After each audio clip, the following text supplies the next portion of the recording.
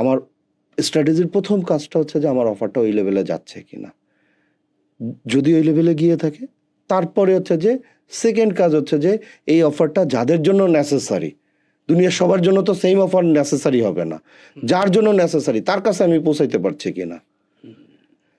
তারপরের কাজ হচ্ছে যে তার কাছে যে পৌঁছাচ্ছি আমি তাকে অফারটা ঠিক মতো বুঝিয়ে বলতে পারছি কিনা। আমাদের দেখবেন অনেক বন্ধু বান্ধব আছে বা আত্মীয় স্বজন আছে বা ভাই বোন আছে যে তারা অনেক সময় আফসোস করে, আমি বলতে চাই এক আর বেরোয় যায় আরেক। তো এই ম্যাসাকারটা যেন না হয়, আমি যা বুঝাইতে চাচ্ছি সেই জিনিসটাই যেন তার মাথা পর্যন্ত আমি ঢুকিয়ে দিতে পারি। ক্রিয়েটিভের কাজ দেন বসে বসে ক্যালকুলেট করা যে এই টোটাল যে প্রসেসটা, এই প্রসেসটার কোথায় কোথায় আমার ঘাটতি আছে, কোথায় কোথায় আমার ভালো করছে, কোথায় কোথায় পুরোটাই যে ভালো করবে বা পুরোটাই যে খারাপ করবে বিষয়টা তো এরকম না, কিছু অংশ ভালো করবে কিছু অংশ খারাপ করবে।